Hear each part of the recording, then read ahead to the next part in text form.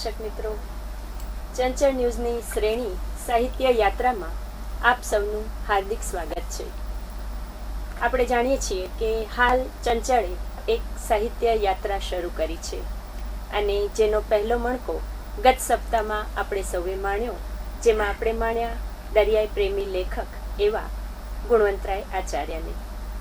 આજે બીજા મણકામાં આપણે વાત કરીશું સુકાની તરીકે જેમને આપણે જાણીએ છીએ એવા ચંદ્રશંકર અમૃતલાલ બુચ વિશે. કહેવાય છે કે કોઈ પણ પ્રદેશની લોકજીવન હોય, પ્રદેશનું લોકજીવન હોય કે કોઈ પણ પ્રદેશની વાત હોય, એમાં એની ભૂગોળ જરૂર અસર કરે અને કચ્છની ભૂગોળની અસર તેના સાહિત્ય સર્જકો ઉપર જરૂર જોવા મળે છે એવું કહી શકાય.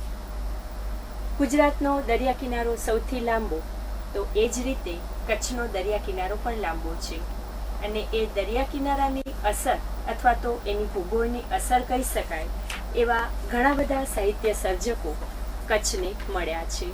અને ગુજરાતી સાહિત્યમાં કહીએ તો કચ્છી સાહિત્યમાં દરિયાની અસર ઘણી બધી જોવા મળી રહી છે. એવા જ આજે આપણે વાત કરીશું કે ગુણવત્તાસભર જે સાહિત્ય સર્જન જેમણે કર્યું છે અને જેમની કલમ દ્વારા દરિયાને પોખવામાં આવ્યો છે એવું કહી શકાય એવા લેખકો, એવા સાહિત્ય સર્જકો જેની વાત આજે આપણે કરવા જઈ રહ્યા છીએ. આમ તો જોવા જઈએ તો લગભગ જ્યાં સુધી હું એમ કહી શકું કે લગભગ કોઈ એવા લેખક નહીં હોય કચ્છના કે જેમની વાતમાં પાણી, રણ કે દરિયો ના આવતો હોય. કહેવાય કે કચ્છ રણ પ્રદેશ છે, પણ એની સાથે એટલું જ સાચું છે કે કચ્છ દરિયાઈ પ્રદેશ પણ કહી શકાય. અને એ વાતની પ્રતીતિ કરાવતા આવા લેખકો જેમણે સાહિત્ય સર્જન સુંદર રીતે કરી અને દરિયાને આપણા સુધી પહોંચાડ્યો છે. જેમ વાત કરીએ કે કચ્છના સાહિત્ય સર્જકોની કૃતિ ગુજરાતી સાહિત્યમાં અનોખું પ્રદાન કરે છે. ગત મણકામાં જે વાત કરી ગુણવંતરાય આચાર્યની, એમણે 29 દરિયાઈ કથાઓ આપી હતી. તો આજે જે આપણે વાત કરવા જઈ રહ્યા છીએ એની વાત કરતા પહેલા એક વાત જરૂર યાદ આવી કે કચ્છમાં ટૂંકી વાર્તાનું સર્જન આઝાદી પહેલાંનું છે અને એ સમકાલીન ટૂંકી વાર્તાઓ અને લેખકો લોકપ્રિય રહ્યા છે. એમાં જો પ્રથમ નામ કહી શકાય, પ્રથમ શ્રેણીનું નામ, તો એ ચંદ્રશંકર બુચ સુકાની અને બકુલેશ બે નામ ગણાવી શકાય. એ પૈકી આજે આપણે જેની વાત કરવાના છીએ એ છે સુકાની ઉપનામથી જાણીતા દરિયા પ્રેમી લેખક, સાહિત્યકાર ચંદ્રશંકર અમૃતલાલ બુચ. 1956માં કુમાર ચંદ્રક વિજેતા થયેલા અને જેમની જીવન યાત્રા 1896થી 1958ની રહી હતી. આ વિશે આજે એમની સાથે સંવાદ કરીશું. ત્યારે એવા બે સાહિત્ય પ્રેમી અને હવે કદાચ આપણે એને ઓળખીએ સુકાની પ્રેમી તરીકે, એવા બંને લેખકો વક્તા તરીકે આજે આપણા સ્ટુડિયોમાં ઉપસ્થિત છે. એમનું સ્વાગત કરીએ. એક છે ચંદન ઉપનામથી જાણીતા એવા શ્રી હસમુખભાઈ અબોટી સાહેબ અને એવા જ બીજા વિદ્વાન વક્તા છે ડૉક્ટર શ્રી મેહુલભાઈ પટેલ. આપ બંનેનું ચંચળ સ્ટુડિયોમાં અને આ સાહિત્ય યાત્રાના બીજા મણકામાં હાર્દિક સ્વાગત છે. નમસ્કાર. સૌપ્રથમ ટૂંકો પરિચય આ બંનેનો આપું, અને જો વાત કરીએ ને કે ટૂંકો પરિચય પણ આપવા જઈએ ને તો પણ વાત ઘણી બધી લાંબી થઈ જાય, એટલે ટૂંકોમાં પણ ટૂંકો પરિચય હું આપીશ. એવા બંને વિદ્વાન વક્તાઓ આપણી સાથે છે. પ્રથમ છે શ્રી હસમુખ અબોટી સાહેબ. આમ એમ કહેવાય કે કચ્છી ભાષામાં જેમની કલમે ચંદનની સુવાસ ફેલાવી છે અને કદાચ એટલે જ આપણે એમને ચંદન તરીકે ઓળખતા હશું. એવા હસમુખભાઈ અબોટી મૂળ કોઠારા અબડાસા અને હાલે માંડવીમાં સ્થાયી છે. બીએડ પીટીસી પછી પ્રાથમિક શિક્ષક તરીકે તેઓ ફરજ બજાવી ચૂક્યા અને હાલ નિવૃત્ત ખરા પણ વ્યવસાય સાહિત્યની પ્રવૃત્તિમાં સતત પ્રવૃત્ત રહી અને એનો અનોખો આનંદ સાહિત્યનો ઉઠાવી રહ્યા છે અને એ સાહિત્ય દ્વારા આપણને સૌને એમની કલમ મળતી રહે છે. કચ્છી ભાષામાં તેમના 9 જેટલા પુસ્તકો ઉપરાંત ગુજરાતી ભાષામાં પણ અનેક પુસ્તકો તેમને સાહિત્ય જગતને આપ્યા છે. અને એમની કલમને પોખવા માટે ગુજરાત સાહિત્ય અકાદમી કે કચ્છ સાહિત્ય અકાદમી હંમેશા તત્પર હોય છે અને એના દ્વારા એમને અનેક સન્માન અને એવોર્ડ પણ મળી ચૂક્યા છે. આકાશવાણી અને વર્તમાનપત્રોમાં તથા સામયિકોમાં એમની કલમ સતત લખાતી રહેતી હોય છે અને એ માણવી એ પણ એક લહાવો છે. એવા શ્રી હસમુખભાઈ અબોટી આજે સુકાની વિશે આપણી સાથે સંવાદ કરશે. બીજા વક્તા એવા ડૉક્ટર મેહુલભાઈ પટેલ સાહેબની વાત કરીએ, જેમનું મૂળ વતન હરિપુરા, ભાલ, તાલુકો ધંધુકા. 2005થી કચ્છમાં સ્થાયી છે. ભુજની લાલન કોલેજમાં BA કર્યું, કચ્છ યુનિવર્સિટીમાં MA અને ત્યારબાદ જાણીતા સાહિત્યકાર એવા ડૉક્ટર ધીરેન્દ્રભાઈ મહેતા સાહેબના માર્ગદર્શન હેઠળ આજે આપણે જેની વાત કરવાના છીએ એ સુકાનીની સાહસ કથાઓ વિશે MPhilનું થીસીસ કરેલું છે. તો ડૉક્ટર દર્શનાબેન ધોળકિયાના માર્ગદર્શન હેઠળ હિમાલય વિષયક સાહિત્યિક ગ્રંથો વિષય પર PhD પણ તેમણે કરેલું છે. 13 વર્ષ કનકપર કોલેજમાં અને છેલ્લા 9 મહિનાથી હાલે આદિપુરની મહિલા કોલેજમાં અધ્યાપક અને આચાર્ય તરીકે તેઓ કાર્યરત છે. અનેક સામયિકોમાં વર્તમાનપત્રોમાં તેમના લેખનું પ્રકાશન થતું રહે છે અને ખાસ જે અગત્યની વાત એમની એમ કહી શકાય કે શિક્ષક જીવ ખરો, સાહિત્યકાર તો ખરા જ, એટલે વિદ્યાર્થીને ઉપયોગી થાય એવા 14 જેટલા પુસ્તકોનું પ્રકાશન તેમણે કરેલું છે. તો આવો મળીએ આવા બંને વિદ્વાન વક્તાઓ સાથે વાત કરીએ, સંવાદ કરીએ સુકાની વિશે. નમસ્કાર. નમસ્તે. સૌપ્રથમ હસમુખભાઈ, હું આપ પાસેથી એ જાણવા માંગીશ અને અમારા શ્રોતાઓ પણ એ જાણવા માંગશે કે સુકાનીના જીવન વિશે થોડી વાત અમને કહો અને એમના સાહિત્ય વિશે થોડી વિગતો આપો અને એ સાથે એ સાહિત્ય પૈકી આપને કયું સાહિત્ય વધુ પસંદ છે એ વિશે પણ થોડો પ્રકાશ પાડો. સુકાની આમ જોવા જઈએ તો ટૂંકી વાર્તાઓ અને નવલકથા, એમાં ખાસ કરીને એમની એકમાત્ર નવલકથા દેવો ધાંધલ એ બહુ ઉત્કૃષ્ટ નવલકથા છે. એમની 5 વાર્તાઓ એમાં આપણે જોઈએ તો 5 વાર્તાઓમાં સોનાર પસા, પછી ભૂતિયું વાણ, પછી આઝાદ અરમાર, સાગવાનનું હૈયું અને બેલીનો સાદ, આ 5 વાર્તાઓ નવલિકાઓ ક્ષેત્રે છે. અને જે 2 વાર્તાઓ છે એ 2 વાર્તાઓમાં આપણી હેડકીવાળી આઈ અને નાખવાનું ખમીર, એ જે સ્વરૂપ છે એને તમે લાંબી ટૂંકી નવલિકા કહી શકો. અને 2 લઘુ નવલકથા છે જે ધુડકીયો બાણ અને દરિયાનો દાનવ. મને ગમે છે એટલું નહીં, પણ સૌના દિલમાં વસેલી જો નવલકથા હોય તો એ દેવો ધાંધલ છે. દેવો ધાંધલ એમણે 1956માં લખી અને 1963માં એ પ્રગટ થઈ અને કુમારમાં એ આવી. હવે આ નવલકથાની વાત કરું ટૂંકમાં તો માંડવીથી લઈ અને એ દક્ષિણ અને અગ્નિ એશિયાથી લઈ અને પૂર્વના દેશો સાથે એ આખા એ રાવણનાથ એ વાણ એમનું એ સફરે જાય છે. આ આખી નવલકથા એ ઘટના પ્રચુર નવલકથા છે અને ભૂતકાલીન એ સંદર્ભ સાથે આગળ વધે છે.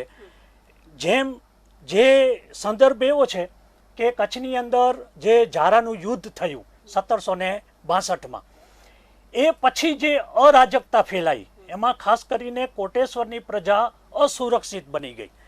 એને એ જેને કહીને ચાતુર્ય ભરી એમની બુદ્ધિથી એ આ દેવો ધાંધલ એ સોલ્વ કરે છે. અને પછી કચ્છનું જે એ વખતનું જે રાજકાજ હતું એ કાવા દાવા હતું એમાં એ આવે છે. અને એ બધું જ એ આપણે જોઈએ તો અજય પાળની આસપાસ આ બધું વર્તે છે. અને અજય પાળ એની સાથે આવે છે દેવો ધાંધલ સાથે, અને દેવો ધાંધલ સાથે એ રાવણનાથમાં બેસી અને એ સાહિત્ય સફર કરે છે અને અનેક દેશો એ ફરે છે. અને એમાં આપણે જોઈએ તો સોનલ એ તંગમની પ્રણય કથા પણ એ આગળ આવે છે. અનેક દ્વીપો આવે છે, અનેક પરાક્રમો આવે છે. અને હું એમ કહીશ કે સુકાનીની જે કલમ છે એ કલમ નિવેશ એવા છે કે ક્યાંક એ દ્રવી પણ જાય છે અને ક્યારેક આક્રમક પણ બને છે. અને અનેક દેશોને એ પ્રવાસ કરે છે અને અલગ અલગ ભાષાઓ તમને આ નવલકથાની અંદર જોવા મળશે. એટલે આપણે એમ કહી શકીએ. અને તમે જુઓ, સોનલ છેલ્લે એમ કહે છે કે તપો હણે આંકે બીયું કોણ ચોણું, એના પતિને એમ કહે છે તો હણે આંકે બીયું કોણ ચોણું, હવે તમને હવે બીજું શું કહેવું એમ. અને અહીં નવલકથા અંત પામે છે. એટલે તમે એ નવલકથાનું એક એક પાનું એ આપણે જેને કહીએ કે રસાળ શૈલીની અંદર એ આગળ વધે છે. અને આપણે વાત કરીએ એમ કે એના જીવનમાં એમણે ઘણું બધું લખાણ કર્યું. તો મેહુલભાઈ, એમની પાસે વાર્તા, લઘુ નવલકથા ઉપરાંત અન્ય લખાણો પણ જોવા મળે છે. અને આપે તો એમાં એમફિલ પણ કરેલું છે, મતલબ કે સંશોધન કરેલું છે. ત્યારે મને પ્રશ્ન એ થાય કે આ બધું સાહિત્ય આપે કઈ રીતે શોધ્યું, અને સુકાનીના જીવન વિશે હજી પણ કાંઈ થોડો પ્રકાશ પાડી શકતા હો તો જરૂર જણાવો. સૌપ્રથમ તો 2009-10માં મને કચ્છ યુનિવર્સિટીમાં એમફિલ કરવાની તક મળી. એ દરમિયાન મારા માર્ગદર્શક ધીરેન્દ્ર મહેતા અને મારા શિક્ષક ડૉક્ટર દર્શનાબેને એક વિષય સૂચવ્યો કે સુકાનીની સાગર કથા. એનું સાહિત્ય ઘણું બધું છે પણ બધું અપ્રગટ છે. એટલે બધી વાર્તાઓ ક્યાં છે તો એકમાત્ર સોર્સ એકે કુમાર છે. અને આ બધું સાહિત્ય 1926થી કરી ત્યાર પછીના કુમારમાં છપાયેલું છે. હવે ત્યારના અંકો મેળવવા બહુ મુશ્કેલી ભર્યું કામ. એટલે એ સમયે કુમારના તંત્રી ધીરુભાઈ પરીખ, જેમનો મને સંપર્ક થયો, અને એવી જ રીતે 20મી સદીના તંત્રી 20મી સદીના સામયિકનું જેણે ડિજિટલાઇઝેશન કર્યું એનો પણ મને સંપર્ક થયો, જેમનું તાજેતરમાં જ નિધન થયું. આ બંનેએ મને એનું ડિજિટલાઇઝેશન થયેલી સીડી મોકલી આપી. એટલે લગભગ 75 વર્ષના કુમારમાંથી આ બધું જ સાહિત્ય મને પ્રાપ્ત થયું. એ ઉપરાંત કચ્છનું સંસ્કૃતિ દર્શન જે રામસિંહજી રાઠોડે તૈયાર કર્યું છે એની લાઇબ્રેરીમાંથી પણ મને કુમારના કેટલાક અંકો મળ્યા.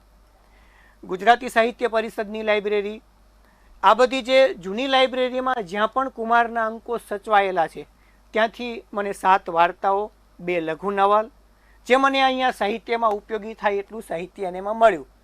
આ ઉપરાંત કેટલાક વહાણવટાના લેખ પણ પ્રાપ્ત થયા.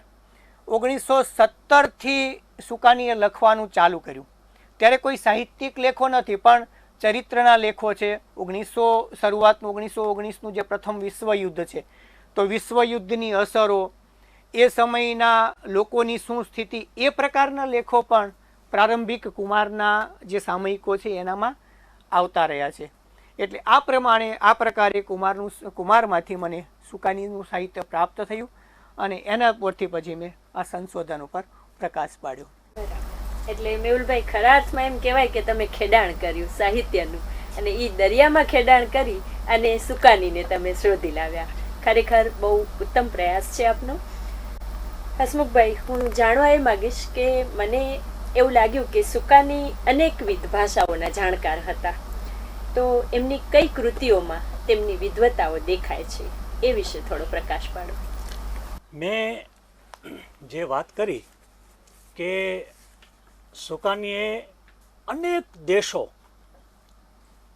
એમણે તીર્થાટન કર્યું એમ કહી શકાય. એટલે દક્ષિણના દેશો, પછી અગ્નિ એશિયાના દેશો અને છેક પૂર્વના દેશો. એટલે તમે એમ કહી શકો કે અંદામાન, નિકોબાર, શ્રીલંકા, સિલોનથી લઈ જાપાન, બર્મા અને ચીન સુધીના બધા દેશોનો એમણે એમ કર્યો. તો સુકાની અંગ્રેજીના તો વિદ્વાન હતા જ, પણ સંસ્કૃતના અને બીજી ભાષાઓમાં જે દેશમાં એ જતા ત્યાં એ રોકાતા અને એ ભાષાઓને એમણે હસ્તગત એ કરી લીધેલી. થોડીક ભાષાઓ, થોડોક હું સેમ્પલ આપું તો સમજી લો કે હવે પોતે કચ્છના હતા એટલે કચ્છી તો આવડે જ, પણ એણે કચ્છીની જે છાંટ છે એ પણ એક સરસ મજાની આપે છે. એ આપણે જોઈએ તો સાગવાનનું હયું એની અંદર એ આપે છે. એ શું કહે છે કે હું તો પહેલીથી જ કયો તો, હું તો પહેલીથી જ કયો તો કે આને સુખાણે નિયાણીનો હાથ છે, ઝુકાતી વગર 1.5 મહિના આખર ના દરિયા વટાવીને કોઈ વાણ બંધર કરે ભલા. એટલે આ જે તમે જુઓ અહીંયા કચ્છીની છાંટ દેખાય છે. તો એ જ રીતે બંગાળમાં પણ એ રહેલા છે. એટલે એ બંગાળનો પણ એક તમને સેમ્પલ આપું તો એ કહે છે કે આમી તોમાર ગોરુ, આમી તોમાર છેલે, આમાં કોઈ કીછું અપરાધ નહીં. એટલે એ શું કહે છે કે આમી તોમાર એટલે અમે, હું તારી, ગૌ એટલે ગાય, હું તારી ગાય, અને પછી કહે છે આમી તોમાર છેલે એટલે હું તારો છોરો છું, મારો કઈ અપરાધ નથી. એટલે આમો કુછું અપરાધ નહીં. એટલે આ જેને આપણે કહીએ કે બંગાળી છાંટ છે. તો એવી જ રીતે બર્મીનો તમને એક ભાષાનો તમને એ આપું. એ કહે છે તાહી મકન નાખોદા, તાહુ મકન નાખોદા એટલે જેને ન ખાવાનું ખાતા આવડે નાખવા.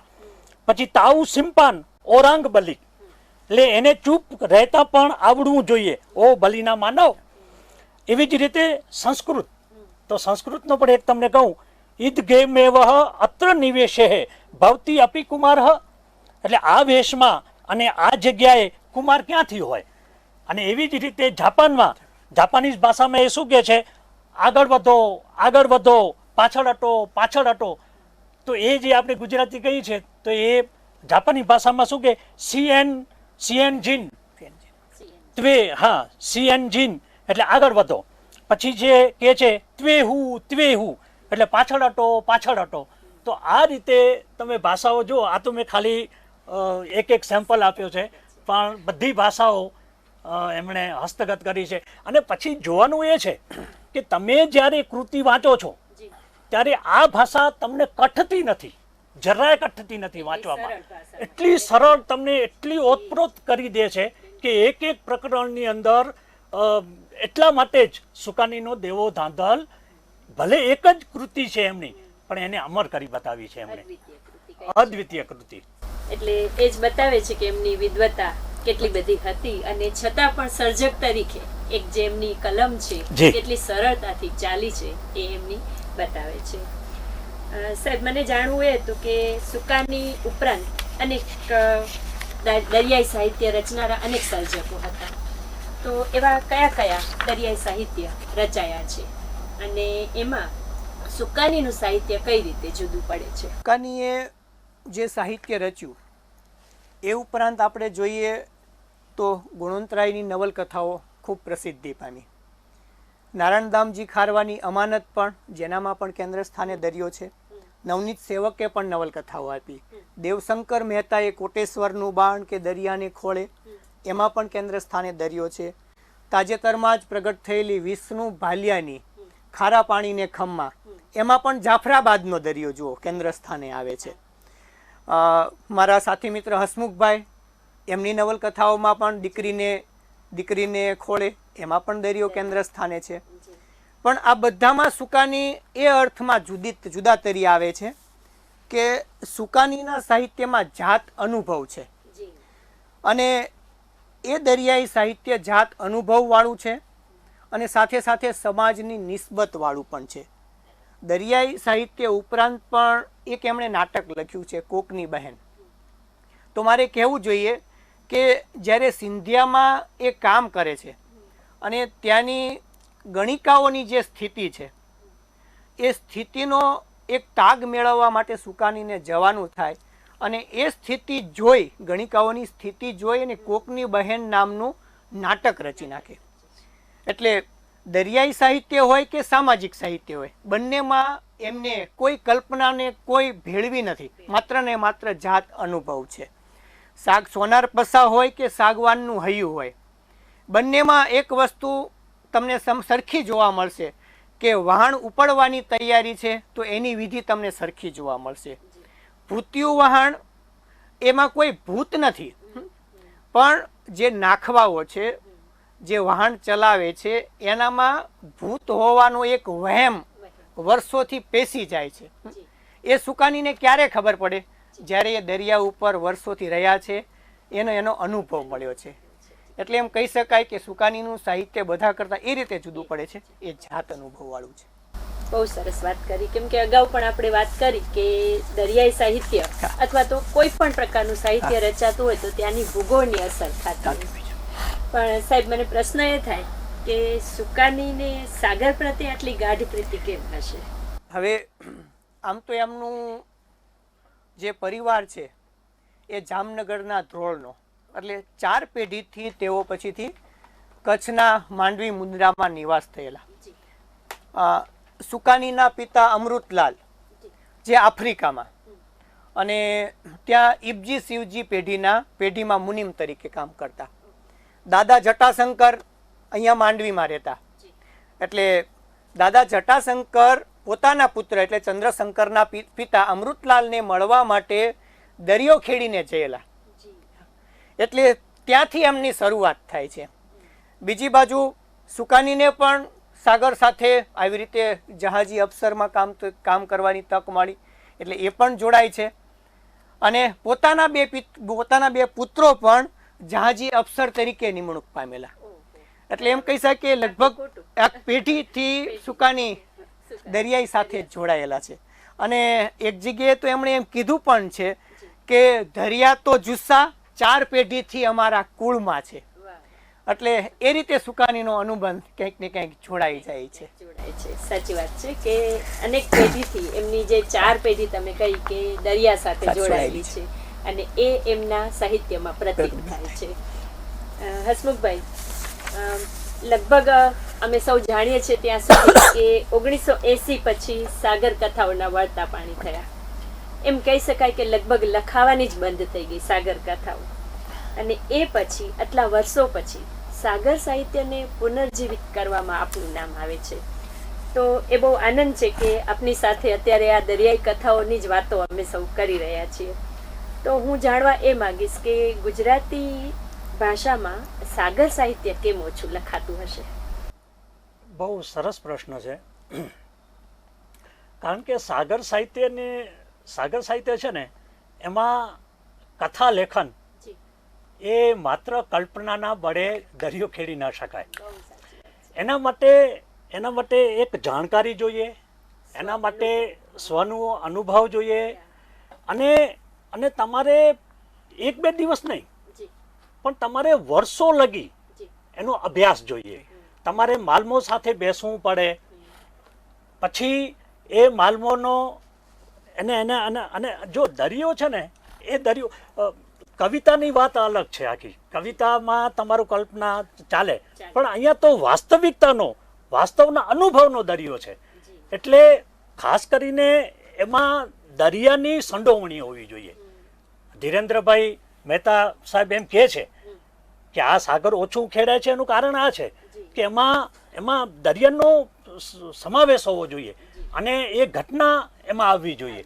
પછી જે પાત્રો છે એ પાત્રોનો આંતરિક બંધારણ, પછી એની વ્યથા, એના મનોભાવન, પછી એના વર્તન, એના રીત રિવાજો, એની બોલછા, આ દરિયો અંદર પણ છે અને દરિયો બહાર પણ છે. એટલે આ બધું જ આ સાહિત્ય છે ને, એ હું એમ માનું છું કે વ્યવસાય સાધન છે. જેમ તમે ડોક્ટર બનવું હોય અથવા તો તમે કોઈ મેડિકલ ક્ષેત્રે જાઓ તો મેડિકલની જ બધી વાતો હોય, તો એવી રીતે આ વાણવટામાં પણ પારિભાષિક શબ્દો તમને આવડવા જોઈએ. અને એ એક દિવસ માટે ન થાય. તમારે સારા એક ક્રિકેટર બનવું હોય, એમાં સારા બોલર બનવું હોય અથવા તો સારા બેટ્સમેન બનવું હોય તો તમારે સતત પ્રેક્ટિસ કરવી પડે. એટલે જે હું એમ માનું છું કે ઓછું લખાય છે એનું કારણ એ છે કે આનામાં તમારે સમર્પિત થવું પડે, ત્યારે જ તમારી આ કૃતિ થઈ શકે. હું મારી વાત કરું તો હું 1980 થી માની લ્યો કે હું આ દરિયા પાછળ જ પડ્યો છું. એટલે આવું લખી શકાય છે. બહુ સાચી વાત કરી કે જેમ ખગોળનો અનુભવ હોય જી. લખાણમાં, એ જ રીતે આપણી અંદર પણ આ જ વાત જ્યારે બેસે, જ્યારે એ વાતને આપણે ઓતપ્રોત થઈએ એ સાથે, ત્યારે આટલું સરસ સર્જન આપણે કરી શકીએ. જી. બહુ સાચી વાત છે. હવે આપણે તો સાગર ખેડૂઓનું સફરોનું ઊંડાણપૂર્વક સંશોધન કર્યું છે. સત્ય ઘટનાઓ પણ આપે ઘણી બધી લખી છે અને એ જ બતાવે છે કે જેમ આપણે વાત કરી એમ કે એની સાથે આપણે પૂરેપૂરું મળવું પડે, ઓતપ્રોત થવું પડે. તો ત્યારે આપને હું એ પૂછવા જરૂર માંગીશ કે સાગર સાહિત્યના સર્જક તરીકે બે નામ આપણે ગુણવંતરાય આચાર્ય અને સુકાની બેની વાત કરી રહ્યા છીએ. તો આ સાહિત્યને આપ કેવી રીતે મૂલવશો?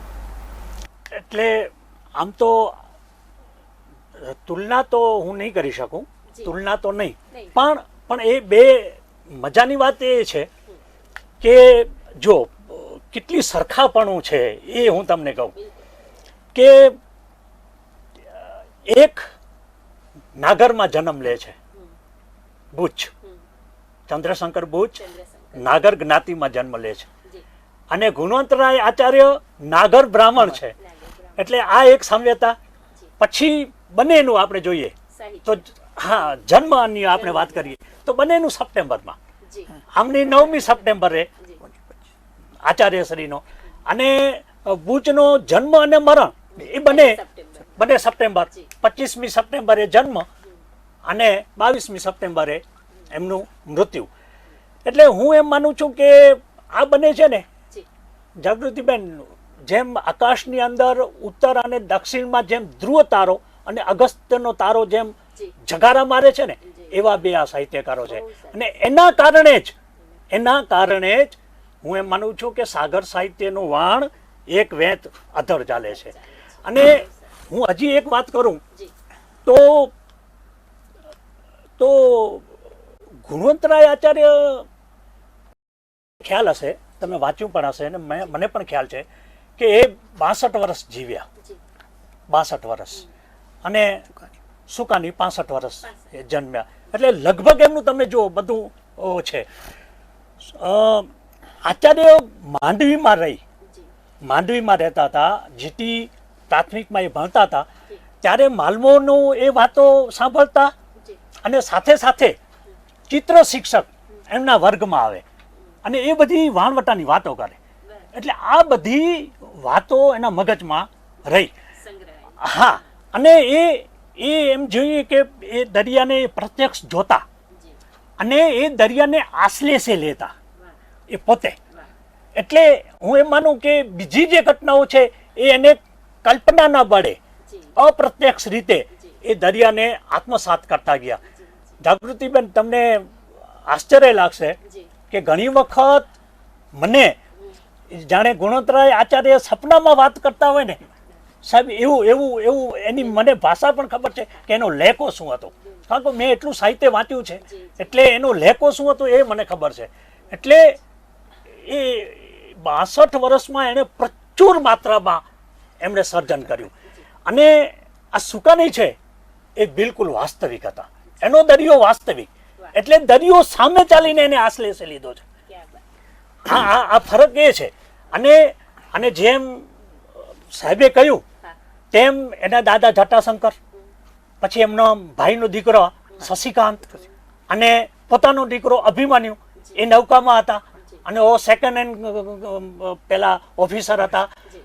એટલે જે એ આમ હુંકારથી કે અમને તમને કહ્યું કે જુસા પેઢી દરિયો તો અમારી 4 પેઢીમાં અમારો છે.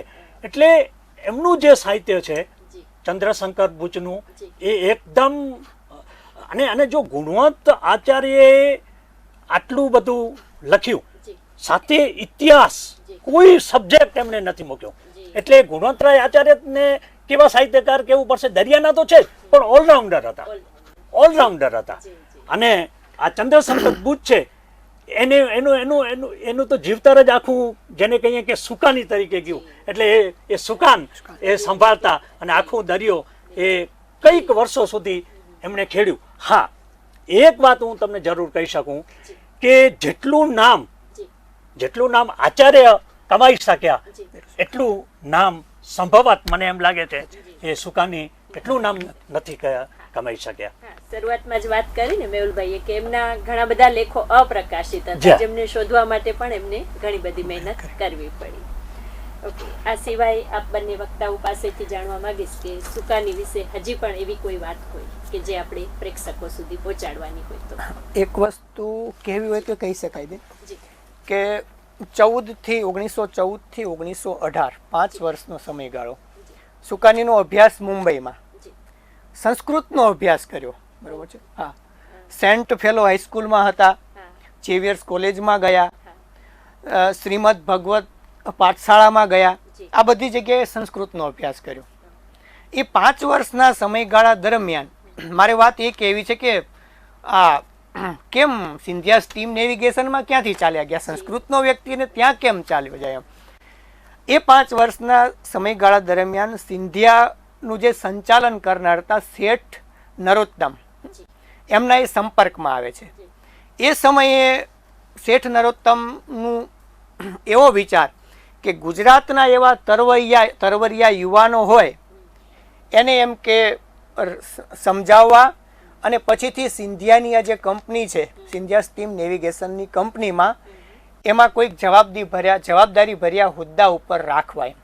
અને એમાં એ સુકાનીની પસંદગી કરે છે. જો સંસ્કૃતમાં અભ્યાસ કરેલો વ્યક્તિ ક્યાંનો ક્યાં પહોંચી જાય છે. અને બીજી વાત કે જેને આપણે સુકાની તરીકે ઓળખીએ છીએ, 1914માં તો હજુ એ અભ્યાસ કરતા હતા, ત્યારે એમની પાસે આ નોકરી પણ ન હતી. પણ 1958ના કુમારના અંકમાં કુમારના આદ્યતંત્રી એવા રવિશંકર રાવળ એમ કહે છે કે સુકાની નામ તો એમણે 1914માં ધારણ કરેલું એમ, જ્યારે એની પાસે આ સ્ટીમર કે દરિયા સાથે કોઈ અનુબંધ ન હતો.